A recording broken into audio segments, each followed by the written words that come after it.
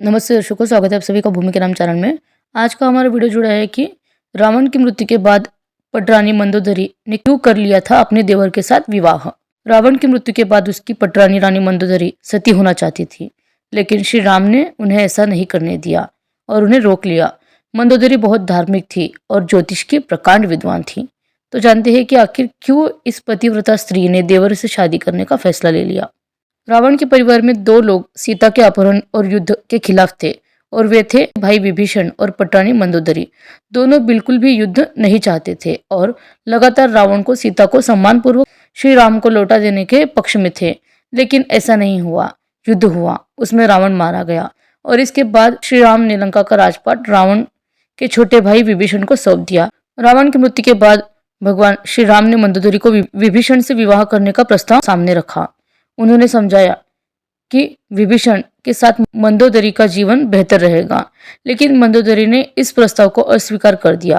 कहा जाता है कि इसके बाद कई दिनों तक मंदोदरी ने अपने आप को अपने महल में बंद कर लिया था। एक बार भगवान राम, माता सीता और हनुमान, इन सभी ने मिलकर मंदोदरी को समझाया था और ज्योतिष की प्रकांड विद्वान मंदोदरी को बाद में यह महसूस हुआ कि धार्मिक, तार्किक और नैतिक तौर पर यह सही होगा कि वह विभीषण के साथ विवाह कर ले। ये महसूस होने पर उन्होंने श्री राम का प्रस्ताव स्वीकार कर लिया और विभीषण से उनका विवाह संपन्न हुआ।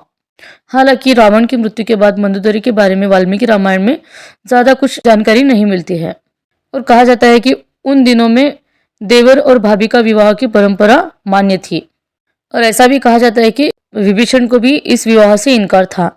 रावण के मरने के बाद जब मंदोदरी विधवा हो गई, तब भगवान श्री राम विभीषण को सलाह देते हैं कि अगर विभीषण ये शादी कर लेते तो उन्हें भाई की जगह लंका पर शासन का नैतिक अधिकार भी हासिल हो सकता था। और एक कारण है कि मंदोदरी ने इस विवाह का प्रस्ताव क्यों स्वीकार किया, क्योंकि मंदोदरी भी चाहती थी कि उसके पति के निधन के बाद लंका को स्थायित्व और समृद्धि मिले, और वह श्री राम से शत्रुता के बजाय मित्रता करना चाहती थी।